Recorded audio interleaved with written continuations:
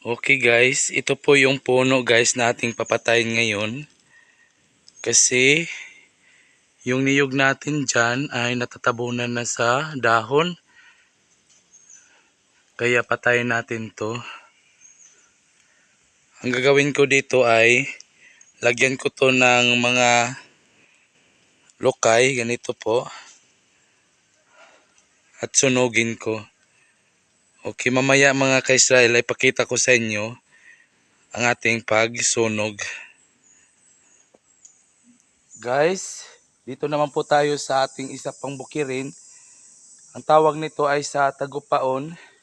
Ito yung ating nilinisan para tamnan natin ng prutas. Ngayon ay maglilinis naman ako para ipagpatuloy natin ang ating ginagawa dito. Dahil dito po mga ka-Israel, ito po ang tamnan natin ng mga prutas. Siyempre linisin muna natin yan para maganda po yung ating itanim. Yan po oh. Kaya hindi natin mabigla na paglinis dahil ako lang talaga ang naglilinis nito. Kaya pasensya na po no, matagal po ang ating paglilinis. Pero konting tiis na lang ay malinis na natin ito. Yan sa taas. Linisan pa natin yan.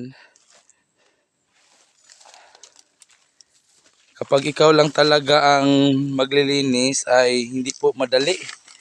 Napakahirap po. Kaya kung tayo ay nagsasaka, tayo po ay magsasaka talaga ay tayo na mismo. Kung mahirap man tayo, tayo na mismo ang gagawa sa ating mga sakahan.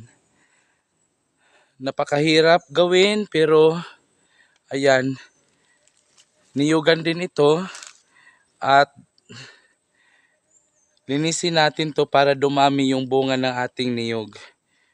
Yung malalaking puno dito ay putulin natin at saka sunugin natin yung malaking puno na sagabal sa ating mga niyog para dumami ang bunga ng ating niyog. Kapag hindi natin inalagaan ang ating mga niyog ay konting ani lang. Kaya nandito po tayo para maglinis, padamihin natin ang bunga ng niyog, alagaan natin ang ating mga bundok. Matagal-tagal pa ito na magawa natin yung pinaplano natin na tamnan to ng prutas kasi hindi na tayo magtatanim ng niyog. Prutas na ang ating itanim dito. Dalawang klase lang ang prutas na ating itanim dito, rambutan at saka durian. Mayroon mga niyog dyan na medyo malayo pa ang agwat. Diyan tayo magtatanim ng prutas na durian. Makikita naman ninyo yan kasi i-vlog ko rin yan. Kaya dahan-dahan lang pero patuloy pa rin tayong magtrabaho. Okay?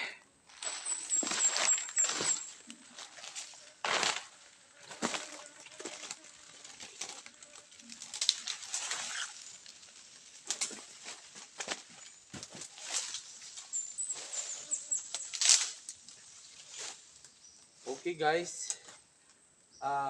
Magsimula na po ako magsunog guys sa ating malaking kahoy para yung ating niyog ay maraming bunga. Ito, ang gawin natin.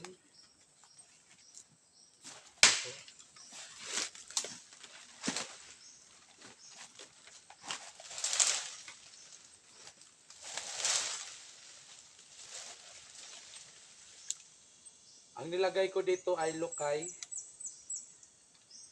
Tawag sa amin yung dahon ng niyog.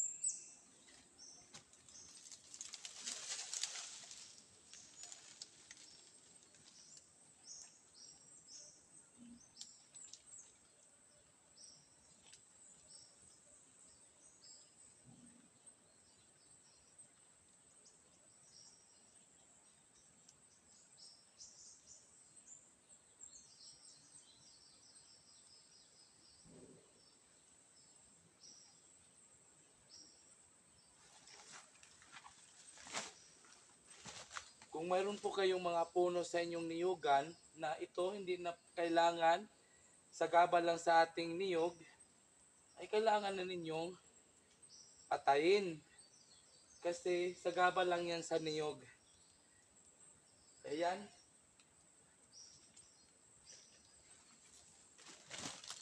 Yan na. Nasunog na natin.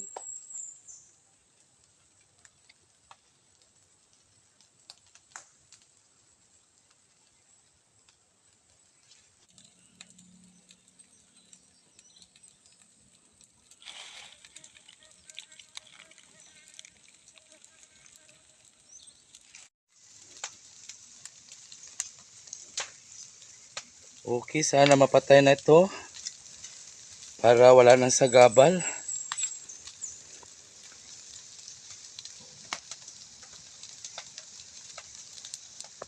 Yan oh, napakalaking puno guys.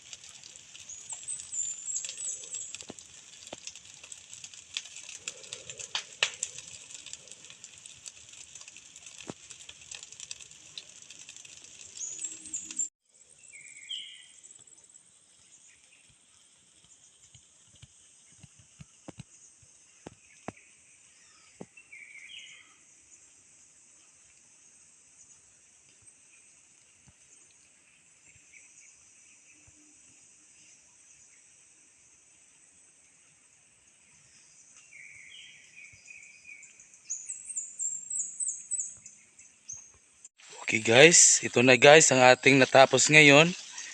Dun sa itaas, ang ating nilinis. O ayan na po. Dahan-dahan lang natin itong linisin. At mayroon din dito mga palkata guys. Kailangan na itong ma-harvest kasi hindi na pwede magtanim tayo ng palkata. Bawal na po yan sa may niyog. At hindi na rin tayo magtanim pa na ng niyog, kundi prutas na ang ating itanim. Para malaki ang kita natin sa ating pagsasaka. Hanggang dito na lang. Maraming salamat po sa inyo. Huwag kalimutan mag-like, comment, and subscribe. Hanggang dito na lang. Bye-bye.